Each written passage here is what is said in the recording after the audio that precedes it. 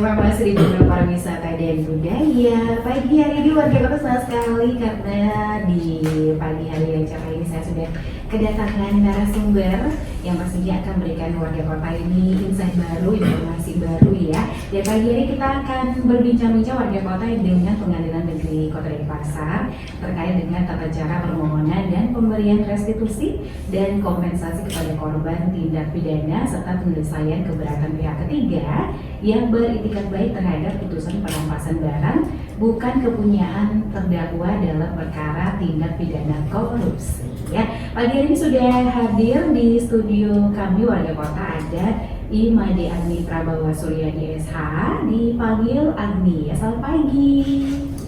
Halo Kak, selamat pagi. Apa kabar Kak Agni? Ya, kabarnya gimana pagi hari ini? Astungkara, kabar baik. Oh ya, sebelumnya Kak, saya juga ingin menyapa seluruh pendengar setia dari Radio Publik Kota Denpasar atau RPKD FM. Semoga semua dalam kondisi sehat. Astungkara. Ya, terima kasih Kak Agni. Dan berikutnya warga kota di studio juga hadir di Putu Intan Kusuma Yanti SH atau dipanggil Kak Intan. Selamat pagi Kak Intan. Halo, selamat pagi. Apa kabar? Sehat, Astungkara sehat, baik. Iya, Semoga kakaknya baik juga. baik juga dong. Sudah siap saya menemani dua narasumber pagi hari ini ya. Jadi kita bertiga warga kota ini akan berbincang-bincang ya. Tentunya untuk warga kota yang mau bertanya nanti terkait tema yang sudah saya bacakan tadi, silakan nanti bisa telepon off air di 0361244444 atau juga WhatsApp di 081338338926. Nah, kita yang pertama ke tujuan dan maksud dari diaturnya Perma nomor 1 tahun 2022 ya. Ini tentang tata cara penyelesaian permohonan dan pemberian restitusi dan juga kompensasi kepada korban tindak pidana. Tapi sebelumnya saya pengen tahu dulu, ini kan kita bahasnya restitusi dan juga kompensasinya ya. Perbedaannya itu apa, dan restitusi dan kompensasi itu sebenarnya apa dulu? Jadi kita nanti baru bahas ke permanya ya. Oke, boleh mungkin dari Kak Agni dulu ya? Iya, dari saya Kak Ayu. Jadi gini, tadi untuk pertanyaannya sebelumnya saya ucapkan terima kasih ya Kak Ayu. Nanti langsung ke perbedaan dari restitusi dan kompensasi. Cuman sebelum itu saya juga ingin menyampaikan terima kasih dari kami Pengadilan Negeri Denpasar kepada pihak RPKD FM karena telah membantu kami, memfasilitasi kami sehingga kami sekarang bisa berbagi kepada seluruh pendengar setia RPKD yang nantinya kami di sini saya secara khusus akan membahas mengenai Perma nomor 1 tahun 2022 dan nantinya ada rekan saya juga akan berbagi pemahamannya mengenai Perma nomor 2 tahun 2022. Sebelum saya masuk ke dalam perbedaan antara restitusi dan juga kompensasi, mungkin supaya tidak terpenggal-penggal nanti pemahamannya, saya ingin masuk dari kewenangan Mahkamah Agung dulu. Ya. Nah, jadi Mahkamah Agung itu Mahkamah Agung itu dia sebagai salah satu penyelenggara kekuasaan kehakiman di Indonesia. Itu kita bisa lihat di Undang-Undang Dasar Kak, di tahun 1945 dengan juga badan peradilan di bawahnya. Ada badan peradilan umum, ada badan peradilan agama, ada badan peradilan tata usaha negara, dan juga ada badan peradilan militer. Nah, Mahkamah Agung dalam menjalankan tugasnya itu sebagai penyelenggara kekuasaan kehakiman, tentu ia berpedoman pada peraturan perundang-undangan. Karena dia berpedoman pada peraturan perundang-undangan, lalu yang muncul pertanyaan, bagaimana jika belum ada peraturan yang mengaturnya? Nah, disinilah Mahkamah Agung sudah memiliki payung hukum. Dia di Undang-Undang Nomor 14 tahun 1985, di sana dikatakan bahwa Mahkamah Agung dapat mengatur lebih lanjut hal-hal yang dianggap perlu demi kelancaran penyelenggaraan peradilan. Jadi dari dasar hukum itulah Mahkamah Agung bisa menerbitkan dan juga mengesahkan peraturannya sendiri, apa yang kita sebut dengan peraturan Mahkamah Agung, disingkat dengan Perma, seperti itu. Kemudian barulah di tahun 2022 kemarin Kak, Mahkamah Agung menerbitkan Perma nomor 1 tahun 2022 itu yang ditandatangani pada tanggal 25 Februari 2022 oleh Ketua Mahkamah Agung Republik Indonesia yang saat ini masih menjabat juga, Yang Mulia Profesor Dr. Haji Muhammad Syarifuddin SHMH, kemudian juga dan resmi diundangkan pada tanggal 1 Maret tahun 2022. Nah, ini sebenarnya saya ingin masuk ke dalam latar belakangnya dulu Kak, sebelum ke perbedaannya. Nah, di sini di Perma ini, jadi yang melatar belakangi kenapa adanya Perma ini adalah yang pertama bahwa saat ini sistem peradilan pidana kita di Indonesia, kalau dulu itu dia hanya memandang dan orientasinya hanya memandang kepentingan dari pelaku, melindungi hak-hak dari pelaku tindak pidana saja. Tapi saat ini sudah mulai bergeser ke arah yang lebih baik. Melainkan saat ini kita sudah juga memandang dan juga melindungi hak-hak dari korban pelaku tindak pidana. Kemudian dari lahirnya Perma ini juga bertujuan untuk menyelaraskan dan juga adanya keseragaman terkait dengan pengaturan pemberian restitusi dan juga kompensasi. Seperti itu Kak, itu sebenarnya yang melatar belakangi. Kemudian saya langsung masuk terkait dengan pertanyaan Kak Ayu tadi untuk perbedaan restitusi dan kompensasi. Nah, ini sebenarnya secara definitif itu pengertiannya ada di Perma nomor 1 tahun 2022. Kalau kita berbicara tentang restitusi itu dia ada di pasal 1 angka 1, kemudian untuk dikompensasi itu dia ada di pasal 1 angka 2. Nah, pengertian dari restitusi itu merupakan ganti kerugian yang diberikan kepada korban atau keluarganya oleh pelaku tindak pidana atau pihak ketiga. Kemudian untuk yang kompensasi itu merupakan ganti kerugian yang diberikan oleh negara karena pelaku tindak pidana tidak mampu memberikan ganti kerugian sepenuhnya yang menjadi tanggung jawabnya. Nah, kalau kita mengacu pada pengertian itu Kak, kita dapat menarik perbedaannya. Nah, kalau restitusi itu dia ganti kerugiannya diberikan oleh pelaku tindak pidana atau pihak ketiga yang bersedia membayar restitusi. Sedangkan kalau dia kompensasi, dia perbedaannya ganti kerugiannya diberikan oleh negara karena pelaku tidak mampu sepenuhnya bertanggung jawab atas tindakannya. Seperti itu Kak. Jadi apakah kompensasi tersebut dalam bentuk material juga atau dalam bentuk uang atau bukan? Kalau ganti ruginya semua. Ya, nanti dia bentuk ganti kerugiannya itu berupa uang, tapi dalam suatu kondisi ada pengecualiannya, nanti ada yang diberikan secara non uang atau natural. Itu seperti beasiswa. Nah, nanti kita bisa masuk nanti. Nanti kita bahas yang berarti kompensasinya spesifik ya. Iya. Oke. Berikutnya mungkin hak-haknya nih. Seperti yang kita sambung tadi terkait restitusi dan kompensasi ini, hak apa aja yang diperoleh oleh korban nanti? Ya. Pertama, terkait hak yang dapat diperoleh dari pengajuan permohonan restitusi itu kita bisa lihat di permanya itu ada di pasal 4 kan. Yang pertama itu dia ganti kerugian atas kehilangan kekayaan dan atau penghasilan. Kemudian yang kedua, ganti kerugian baik itu material maupun imaterial yang ditimbulkan akibat penderitaan yang berkaitan langsung sebagai akibat tindak pidana. Ketiga, ada penggantian biaya perawatan medis, dan atau yang keempat, kerugian lain yang diderita korban sebagai tindak pidana termasuk biaya transportasi dasar, biaya pengacara atau biaya lain yang berhubungan dengan proses hukum. Seperti itu untuk hak yang dapat diperoleh dari permohonan restitusi. Oke, dan untuk pengajuannya seperti apa ini? bila kita pengen mendapatkan restitusi tersebut. Jadi untuk pengajuannya permohonan restitusi ini saya bisa membagi menjadi dua cara. Itu dia yang pertama itu bisa diajukan sebelum putusan pengadilan itu berkekuatan hukum tetap atau kita singkat itu BHT. Kemudian yang kedua cara lainnya itu bisa diajukan setelah putusan pengadilan itu BHT. Seperti itu Kak, garis besarnya ada yang sebelum BHT, ada yang setelah BHT. Ya. Oke, ini kalau pengajuannya itu kan kita misalnya mengajukan nih, itu prosesnya berapa lama akan disetujui biasanya? Kalau proses berapa lama bisa setujuinya itu saat mengajukan itu biasanya langsung disetujui. Dalam artian ini yang saya maksud.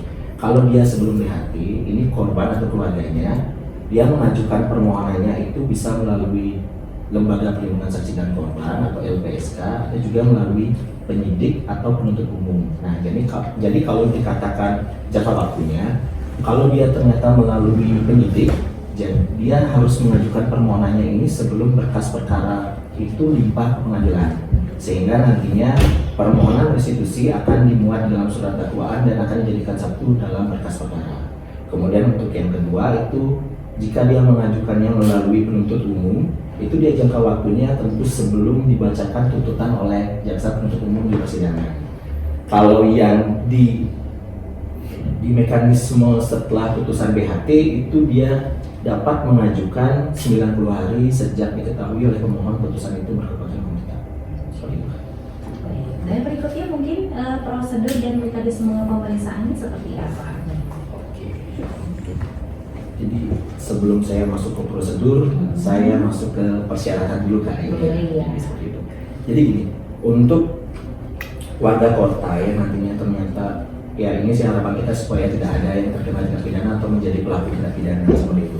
Namun jika ternyata ada, nah ini ada persyaratan permohonan restitusi itu dia sesuai dengan pasal 5 Perma 1 tahun 2022 dikatakan bahwa permohonan restitusi itu harus memuat yang pertama ada identitas pemohon, ada identitas korban. Dalam hal pemohon bukan korban sendiri, ini yang dimaksud adalah keluarganya, keluarga seperti wali, orang tua atau ahli warisnya. Kemudian ada juga uraian mengenai tindak pidananya, ada identitas terdakwa atau termohon, uraian kerugian yang diderita dan besaran restitusi yang diminta. Kemudian ada juga dikatakan bahwa permohonan restitusi itu harus dilengkapi dengan beberapa syarat lainnya. Ada fotokopi identitas pemohon, ada bukti kerugian material yang diterita oleh pemohon. Ini dibuat dan disahkan oleh lembaga yang berwenang. Nah, dalam hal ini yang berwenang menilai itu adalah LPSK yang saya katakan tadi, Lembaga Perlindungan Saksi dan Korban. Kemudian ada juga kerugian imaterial, ada fotokopi surat kematian dalam hal korban meninggal dunia, surat keterangan hubungan keluarga dalam hal tadi jika diajukan oleh ahli warisnya, oleh walinya atau oleh orang tuanya. Ya, seperti itu. Itu berarti sudah masuk di mekanismenya? Oh ya, baru syaratnya ya? Iya, itu baru syaratnya. Nah, kalau untuk pemohonnya, mekanisme pengajuannya, prosedurnya, sebenarnya tadi sudah sempat saya singgung, itu dia dibagi menjadi dua. Ada yang sebelum dan juga sesudah BHT.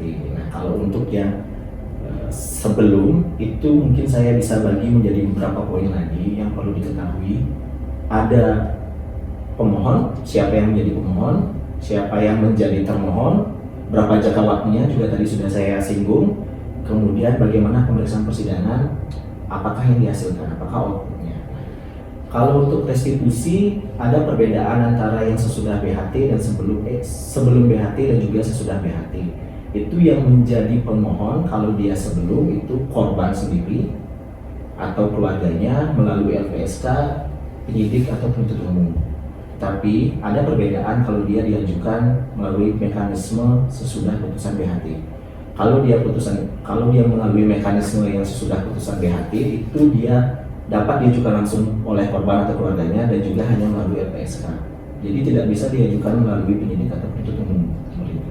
Kemudian untuk yang menjadi termohon di mekanisme sebelum BHT yang menjadi termohon adalah terdakwa. Sedangkan untuk yang di sesudah putusan BHT dia yang menjadi termohon adalah terpidana. Terus untuk jangka waktu Pengajuan permohonan saya sudah katakan sebelumnya, untuk yang sesudah BHT dia ada 90 hari. Kalau dia yang sebelum BHT itu dia penyidik, dia sebelum berkas perkara limpah ke pengadilan. Kalau dia melalui penuntut umum, dia sebelum pembacaan tuntutan, seperti itu. Nah, ada juga pemeriksaan persidangan. Sebenarnya ini sama seperti jangka waktunya tadi. Kalau dia pemeriksaan persidangan sebelum BHT, tentu dia ikut bersidang. Ya, permohonannya itu diajukan oleh penuntut umum, kemudian ada pembuktian, kemudian dibacakan tuntutan, dan terakhir outputnya itu ada putusan. Itu berbeda dengan mekanisme yang dilakukan melalui putusan setelah berkekuatan hukum tetap. Nah, kalau itu dia melalui mekanisme itu, dia nanti outputnya berupa penetapan. Jadi ada sedikit perbedaan. Kalau dia yang sebelum, dia outputnya putusan. Jadi kalau yang dia setelah, dia outputnya penetapan seperti itu. Dan terakhir ada perbedaan juga terkait upaya hukumnya nanti. Jadi kan gini, kita di pengadilan memang kita selalu mencoba untuk memberikan yang terbaik, memberikan pelayanan hukum yang berkeadilan bagi pencari keadilan.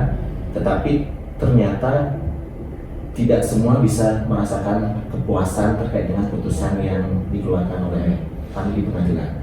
Jadi selalu dibuka upaya hukum setelah putusan itu dikeluarkan atau penetapan itu dikeluarkan. Kalau dia menggunakan mekanisme yang sebelum putusan BHT, itu dia upaya hukum yang dapat ditempuh oleh jadi kalau dia melalui penuntut umum, jadi penuntut umum ini memiliki hak untuk menggunakan upaya hukum, entah itu banding atau kasasi. Berbeda dengan yang setelah putusan itu BHT.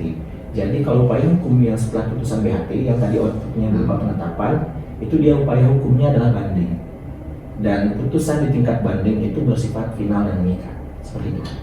Oke, tapi kalau dari selama admin di Pengadilan Negeri ini di Kabupaten Pahang, bagaimana sih jalannya sidangnya, kemudian ada nggak sih yang sampai sekarang masih untuk melakukan restitusi dan kompensasi ini?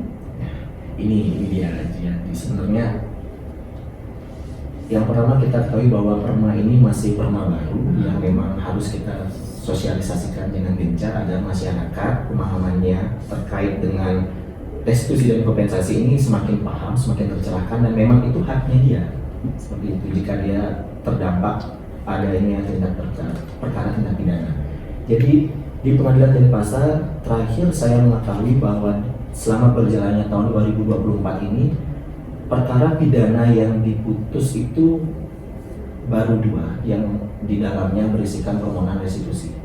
Yang satunya itu memang registernya itu di tahun 2024, dan yang satunya register tahun 2023 namun baru di 2023 akhir, namun diputusnya 2024 awal kemarin. Kalau untuk persidangannya, karena ini baru dan kebetulan itu bukan saya, untuk persidangannya seperti yang saya katakan tadi, itu dia teknisnya sama seperti persidangan pidana biasa.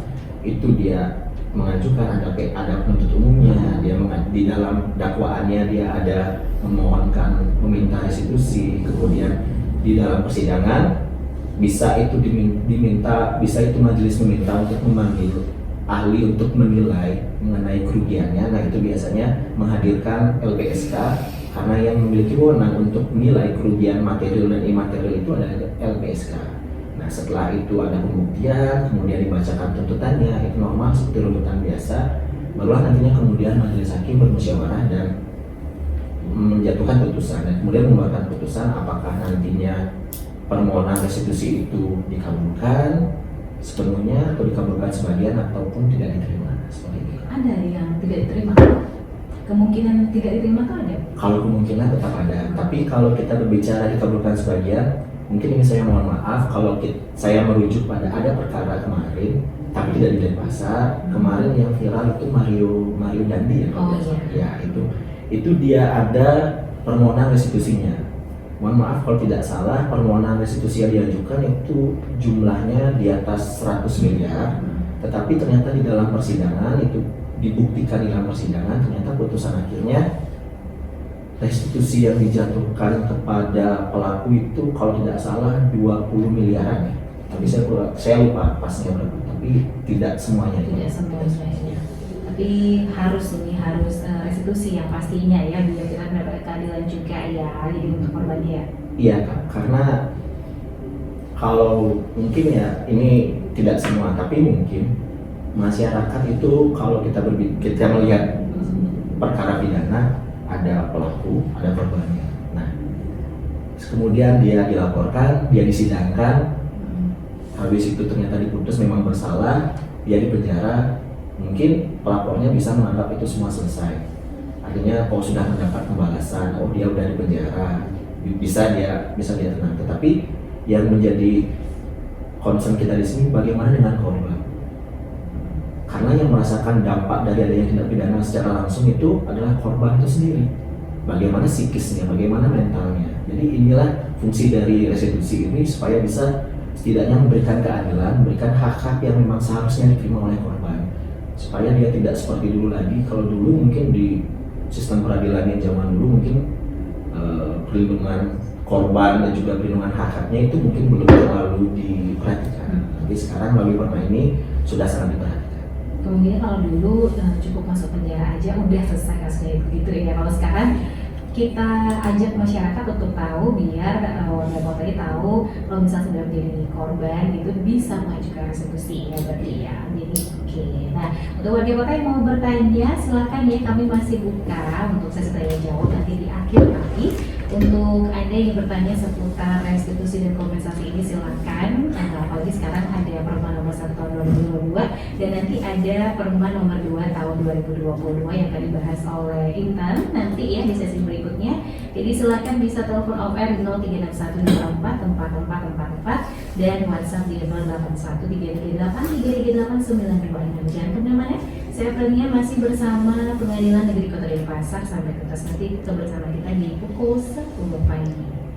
Program pariwisata dan budaya kita sudah lepas 34 menit dari pukul 9 pagi dan masih berbincang-bincang dengan Pengadilan Negeri Kota Denpasar dan masih kita ngobrol terkait dengan sekarang atau tadi Perma nomor 1 tahun 2022 dan bagaimana mekanismenya, persyaratannya dan hak-haknya. Sekarang kita bergeser ke Perma nomor 2 tahun 2022. Kira-kira perbedaannya apa ini ya? Sekarang saya akan berbincang dengan Niputu Intan Kusumayanti SH atau disapa dengan Intan. Nah silakan Intan, apa ini latar belakang terbentuknya Perma nomor 2 tahun 2022 dan tata cara penyelesaiannya seperti apa?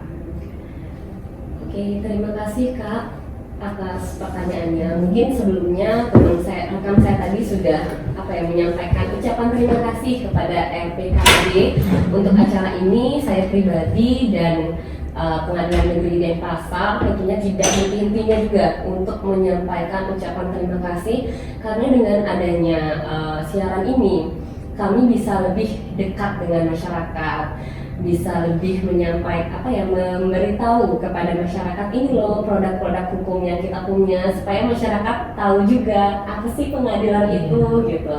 Karena mungkin masih banyak banget masyarakat atau khususnya warga kota yang awam dengan pengadilan negeri kayak serem gitu, nggak boleh. Jadi harus kita juga sebagai pelayan masyarakat tentunya harus dekat juga dengan masyarakat.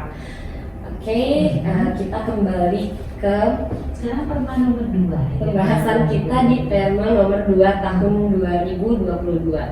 Sebelum kita jauh ke melangkah untuk membahas perma tersebut, mungkin perlu kita ketahui dari tadi kan kita ngomongnya perma, apa sih perma gitu.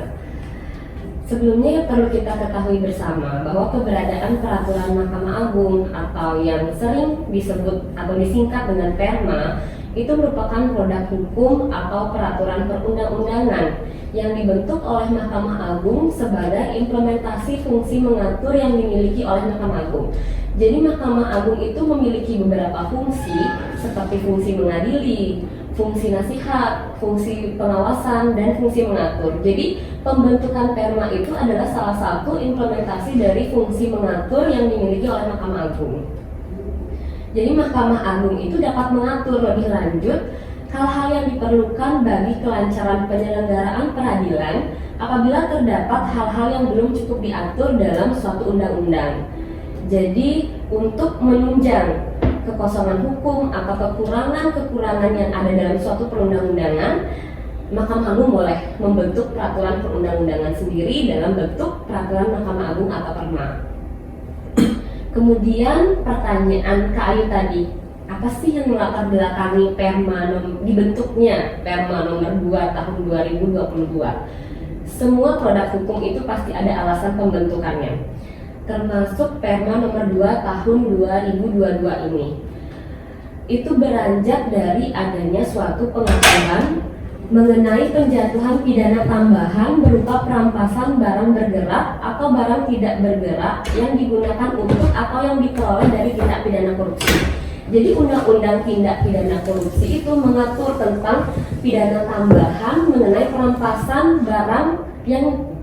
barang-barang yang dimiliki oleh terdakwa. Tetapi ternyata tidak menutup kemungkinan barang-barang yang dirampas itu ternyata bukan milik terdakwa, jadi milik pihak ketiga. Nah, si pihak ketiga ini kemudian dapat mengajukan keberatan kepada Pengadilan Tindak Pidana Korupsi dalam waktu paling lambat 2 bulan setelah adanya putusan. Itu dia dapat mengajukan permohonan keberatannya kepada pengadilan yang memeriksa perkara tersebut. Nah, kemudian Undang-Undang Pemberantasan Tindak Pidana Korupsi juga tidak mengatur secara rinci bagaimana sih tata cara pengajuannya, kemudian bagaimana mekanisme pemeriksaan dari keberatan tersebut. Maka dari itu dibentuklah Perma nomor 2 tahun 2022 ini tentang tata cara penyelesaian keberatan pihak ketiga yang beritikat baik terhadap putusan perampasan barang bukan kepunyaan terdakwa dalam perkara tindak pidana korupsi. Seperti itu Kak. Oke, berarti yang komunikasi besar itu yang kita sebut aja timah gitu ya. Itu kan ada yang disita tuh. Berarti dia pihak ketiga itu boleh mengajukan berarti.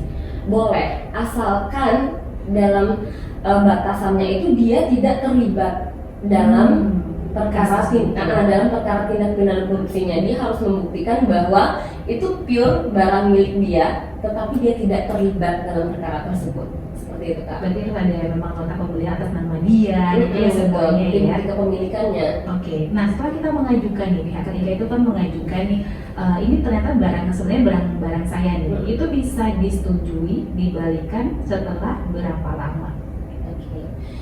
Terkait dengan pertanyaan tersebut Kak, tentu ada tata caranya. Tata caranya seperti apa? Kita berangkat kepada tata cara pemeriksaan, tata cara pengajuan keberatannya itu seperti apa sih gitu. Jadi dari mana kita bergerak dulu?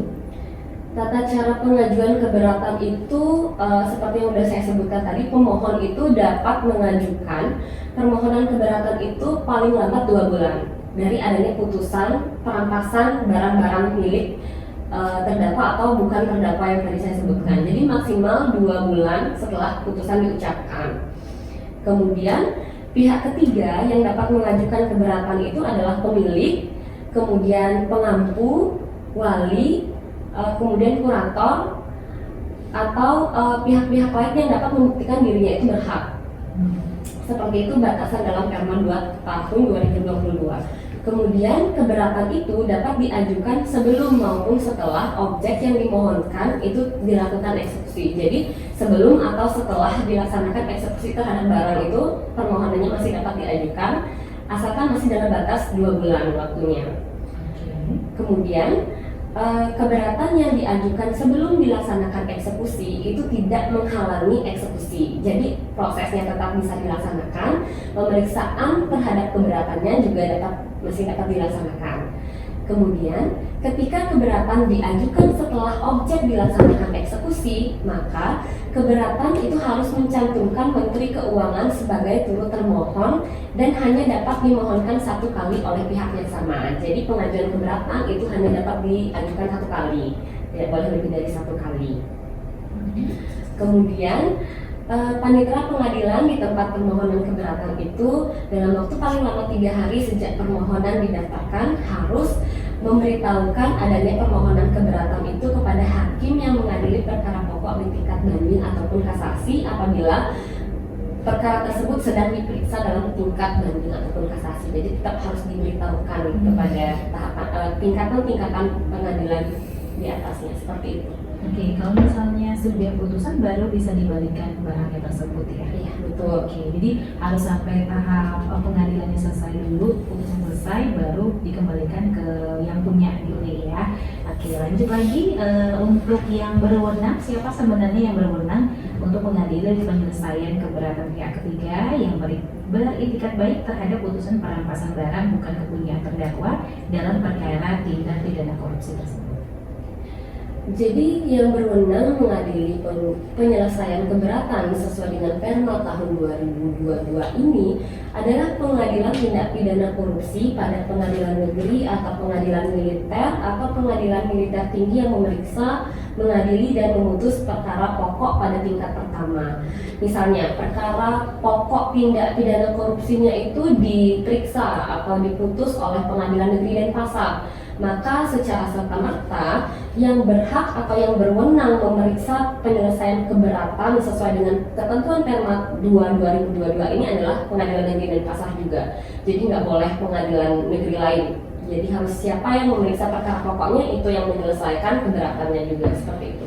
Oke, dan berikutnya produk hukum yang diterbitkan oleh pengadilan tindak pidana korupsi atas pengajuan keberatan tersebut, dan apakah ada batas waktunya untuk majelis hakim memutus permohonan keberatan tersebut? Oke, terima kasih atas pertanyaannya lagi Kak. Jadi produk hukum apa sih yang diterbitkan atau yang dikeluarkan oleh pengadilan ketika ada permohonan keberatan ini? Jadi produk hukumnya itu adalah berupa penetapan dari keberatan. Majelis hakim itu wajib memutus permohonan keberatan itu paling lambat 60 hari sejak sidang pertama. Jadi kapan sidang pertamanya itu terhitung maksimal 60 hari majelis harus sudah memberikan keputusan berupa penetapan apakah dikabulkan ataukah ditolak permohonan dari pemohon tersebut. Kemudian penetapan itu harus diucapkan dalam sidang yang terbuka untuk umum.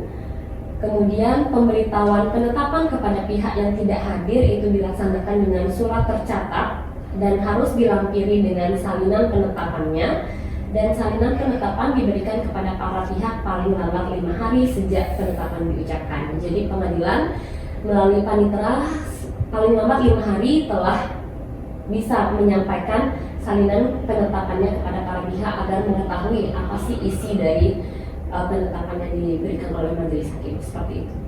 Oke, selanjutnya Intan, dalam hal keberatan yang dikabulkan tersebut, bagaimana apabila penetapan tersebut bertentangan dengan putusan perkara pokok?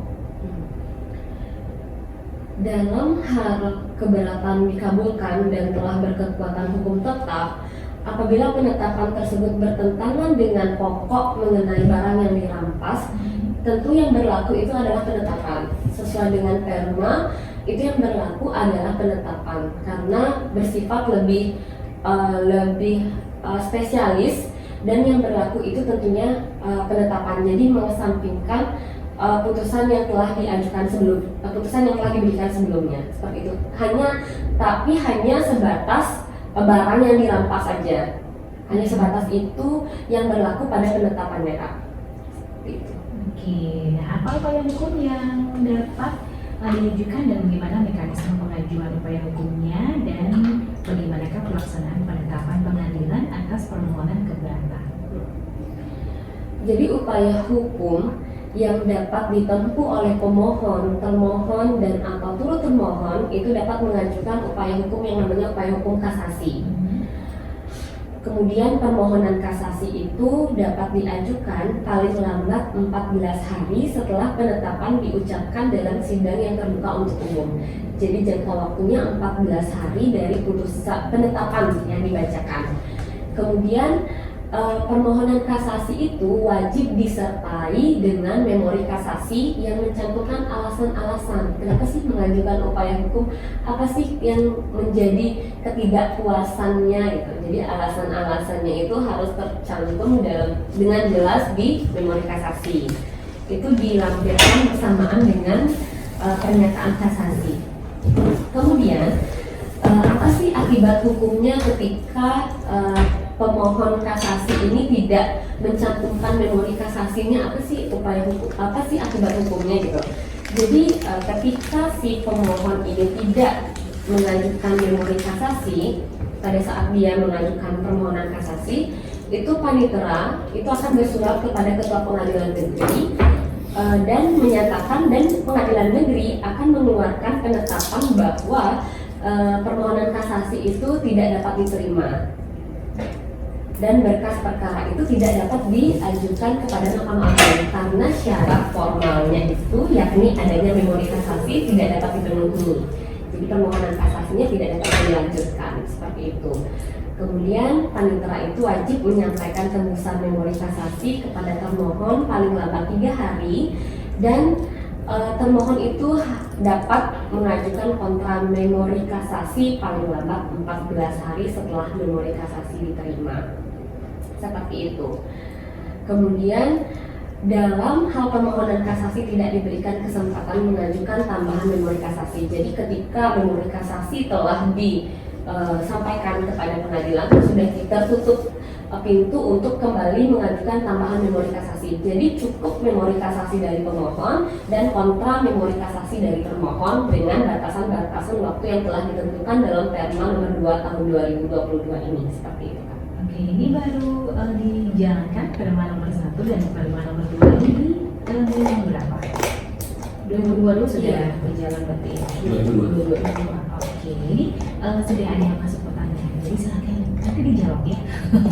Ini yang pertama ada Andi dari Kampung Jawa, ini mau tanya bagaimana pihak ketiga dapat mengajukan keberatan terhadap putusan perampasan barang. Ini ya, tadi belum jelas mungkin tata cara pengajuannya bagaimana. Oke, ini kan dijawab sama Intan ya. Jadi mungkin Andi juga masih mungkin baru join ya. Jadi pengen tahu lebih detail bagaimana pengajuannya, Intan. Oke. Saya akan menjawab pertanyaan dari Kak Andi ya, terkait bagaimana sih pihak ketiga itu dapat mengajukan keberatan terhadap keberatan pihak ketiga. Jadi perlu kita ketahui juga ya, pihak ketiga ini seperti yang sudah saya sampaikan tadi, siapa sih yang disebut dengan pihak ketiga yang dapat mengajukan keberatan itu? Pihak ketiga itu pemilik barang, kemudian pengampu, kemudian wali dari pemilik barang ketika dia masih berada di bawah umur, jadi dia perlu wali kan biasanya. Kemudian kurator, dan orang-orang itu dapat dipastikan dan dapat membuktikan diri bahwa dia tidak terlibat dalam perkara tindak pidana korupsi yang dijatuhkan hukuman pidana tambahan berupa perampasan barang. Itu yang pertama harus dibuktikan terlebih dahulu. Kemudian kapan dapat diajukan permohonan keberatan pihak ketiga ini? Ini permohonan dapat diajukan paling lambat 2 bulan setelah pengadilan pada perkara pokok mengucapkan putusannya pada sidang yang terbuka untuk umum. Jadi waktunya itu maksimal 2 bulan dari putusan dijatuhkan terhadap terdakwa. Kemudian keberatan itu dapat diajukan sebelum atau setelah eksekusi terhadap barangnya. Maksudnya sebelum atau setelah putusan dari pidana perkara pokoknya itu dijatuhkan. Ketika sebelum itu dapat dilaksanakan, dapat diajukan keberatan, sesudahnya pun juga dapat diajukan keberatan. Dan ketika setelah permohonan itu diajukan setelah adanya eksekusi, maka si pemohon ini harus menarik Kementerian Keuangan sebagai pihak yang turut termohon juga. Karena jadi kenapa harus menarik pihak dari Kemenkeu untuk menjadi pihak? Karena tidak menutup kemungkinan kan barang itu sudah dilelang, barang itu sudah dijual secara sah menurut aturan-aturan tata cara dari Kemenkeu. Jadi harus menarik juga pihak Kemenkeu ini sebagai turut termohon agar nantinya ketika ada penetapan dari majelis hakim, Kemenkeu ini juga bisa melaksanakan akibat-akibat hukum dari adanya penetapan itu. Seperti itu Kak. Mungkin itu ya yang dapat saya jawab pertanyaan dari Kak Andi. Terima kasih. Oke, berikutnya pertanyaan kedua dari Sandi di Gunung Agung. Dokumen apa yang diperlukan oleh pihak ketiga untuk mendukung keberatan mereka? Apa saja dokumen yang dapat Syarat-syaratnya ya yang bisa diajukan untuk memperkuat bahwa barang tersebut adalah bukan dari tindak kasus korupsi seperti itu ya. Jadi kalau misalnya warga kota ini mungkin ada yang lagi mengalami mungkin ya hal tersebut atau perbuatan anggota keluarganya. Jadi sekarang sudah disampaikan oleh pengadilan negeri Kota Denpasar caranya biar barang tersebut terbebas dari kalau memang faktanya memang bukan dari hasil tindak korupsi seperti itu. Nanti akan dijawab oleh kita langsung dokumen apa yang diperlukan oleh pihak ketiga untuk mendukung keberatan mereka. Oke. Sudah. Oke, silakan Mbak. Oke, tadi pertanyaannya dokumen-dokumen apa saja yang diajukan ya untuk sebagai permohonan keberatan. Tentunya harus ada dokumen identitas dari pemohon dan termohon. Itu harus ada. Kemudian karena sekarang semua permohonan itu elektronik termasuk alamat elektronik juga, email dan lain sebagainya, itu lengkap. Kemudian nomor dan tanggal putusan dari yang diajukan keberatan. Jadi si pihak ketiga ini harus mengetahui juga putusan tipikornya, putusan pokoknya itu perkara nomor berapa. Itu juga harus dilampirkan. Karena dia keberatan atas putusan itu kan. Seperti itu. Kemudian barang-barang yang dinyatakan dirampas itu berupa bukti kepemilikannya harus ada. Itu yang bukan paling sih ya, maksudnya yang salah satu indikator yang cukup penting karena itu yang diajukan keberatan.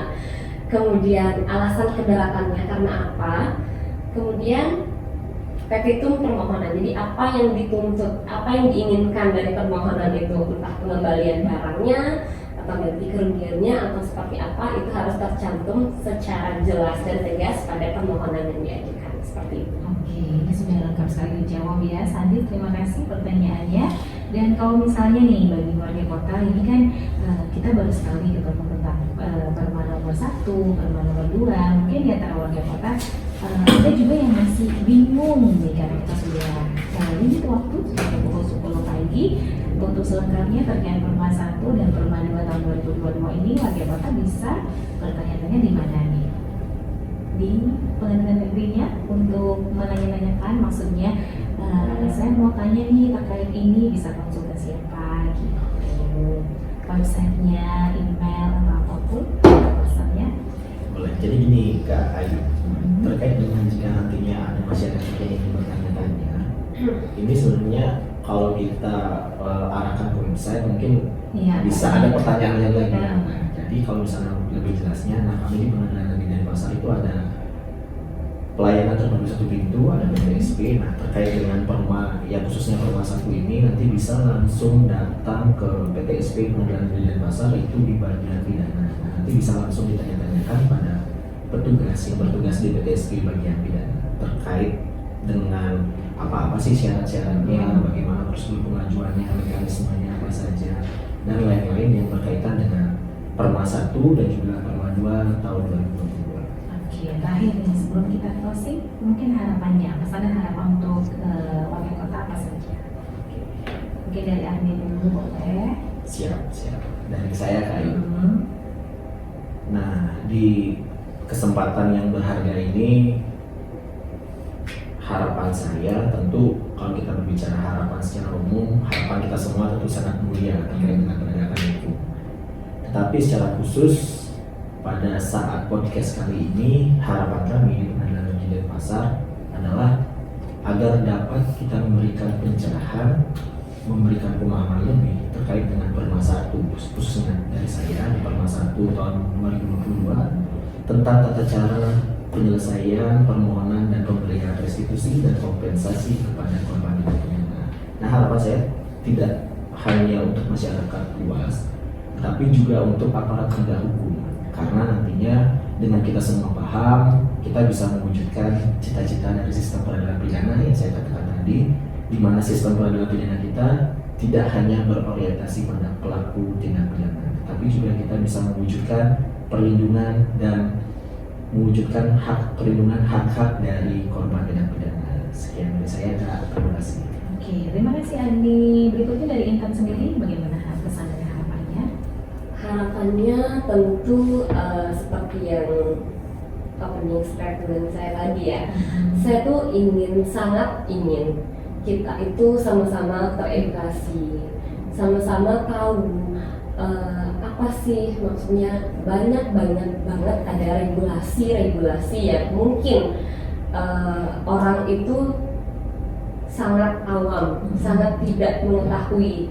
Jadi minimal kami bisa berperan dalam hal tersebut, bisa mendekatkan diri sebagai badan peradilan kepada masyarakat, bisa dekat dengan masyarakat, sehingga masyarakat pun tidak takut dalam tanda kutip ke pengadilan gitu. Menggeser stigma zaman dulu bahwa pengadilan itu seram gitu. Kita sama-sama saling membutuhkan, kita membutuhkan masyarakat juga membutuhkan kita. Alangkah sangat indahnya kalau semua itu menjadi harmonis. Karena seperti yang kita ketahui bahwa hukum itu kan sangat dinamis ya, sangat berkembang gitu. Jadi nggak boleh mentok di situ-situ aja gitu. Jadi kita pun masih sangat sama-sama harus belajar.